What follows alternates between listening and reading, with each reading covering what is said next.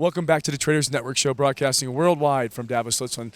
I'm Matt Bird. We're here at the 2020 World Economic Forum. My next guest is Dirk Ahlborn, the chairman of Hyperloop. Dirk, welcome to the show. Thanks for having us. So Dirk, there's a lot of stuff in the news today. You've got a project in Missouri. You've got some other things going on in the southern parts of the U.S. You've just had some recent news come out. Tell us a little bit about what's going on with Hyperloop.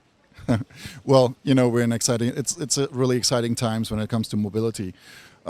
We have been around now for a little bit over 6 years, so of course we have a lot of different projects. You hear a lot about Hyperloop.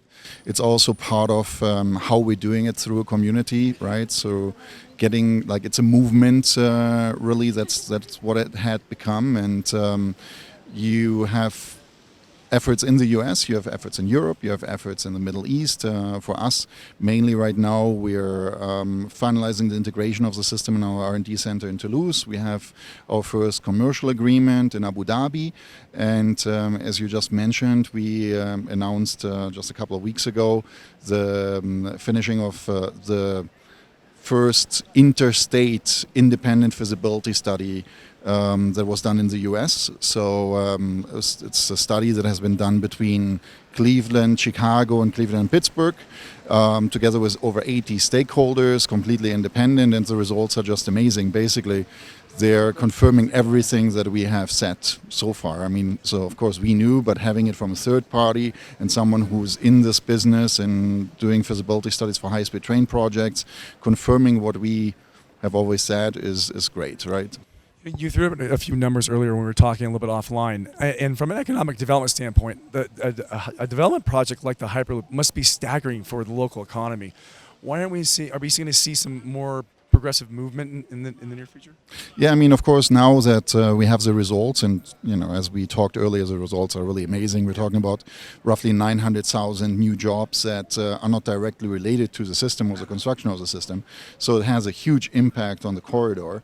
And you have income increase around 40%. You have property value increase.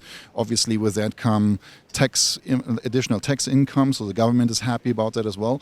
But most importantly, it really confirms that the system makes economic sense, and that's what I want to say the big news, right? Because there's no train line in the whole world that makes economic sense. Right. The Hyperloop, because we have very low operational costs, can be built.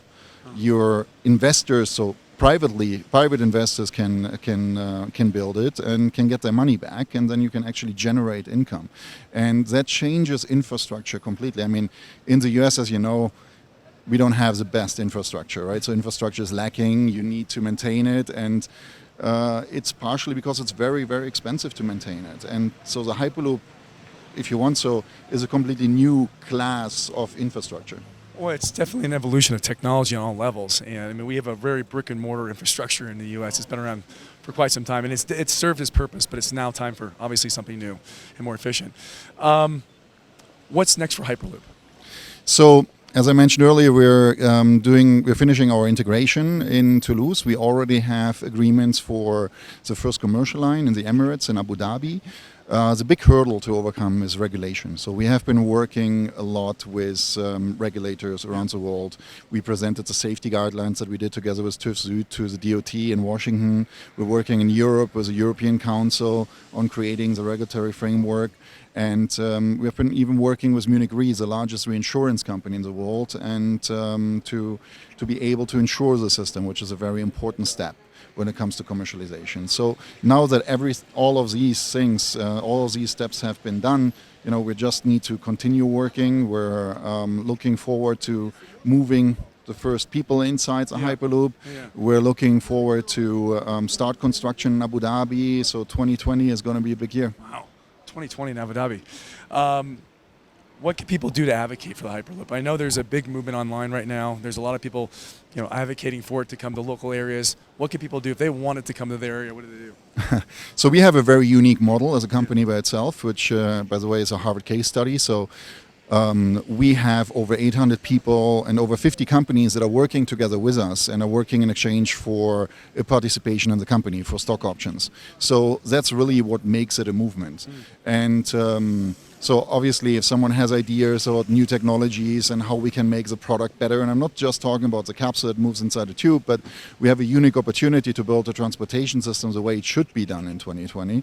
We're always open to hear new ideas, new inputs. So then, of course, on a political level, support is always welcome. But I must say that actually, all the politicians worldwide that we're talking with are very supportive. There's a need. They know that they need to do something. We're solving a problem, right? If we could put that money that right now we're using to support rails around the world into education or into healthcare, right? Then it would be already a better world. So, in general, just we just need to look forward to it and be positive and try to, accelerate a little bit the bureaucracy. That's really what takes a little bit longer. So I know you're a really busy, man, and you need to get going. Be our eyes and ears for a minute. You've been up and down the strip. You're here every year. I tried to run you down last year, and we just missed each other. Tell us about what are some of your big takeaways from this WEF? Well, it's. I think it's clear that more and more the big guys, if you want, so are realizing that we need to change, and so sustainability is a big issue. Supporting things, change in general. I think that taking away that fear of change is what they're really trying to do here, and it's not always easy, right? Because we all are wary of change. We like it the way that things have been going, but and I tell you, I think you really nailed it. It doesn't matter how smart or sophisticated the solution is. Change is still change, and people resist it at times. And education is education. Yeah, small or big, it doesn't really matter, it doesn't. Right? Well, listen, Dirk, thanks so much for coming on. I appreciate it. Dirk, chairman of Hyperloop.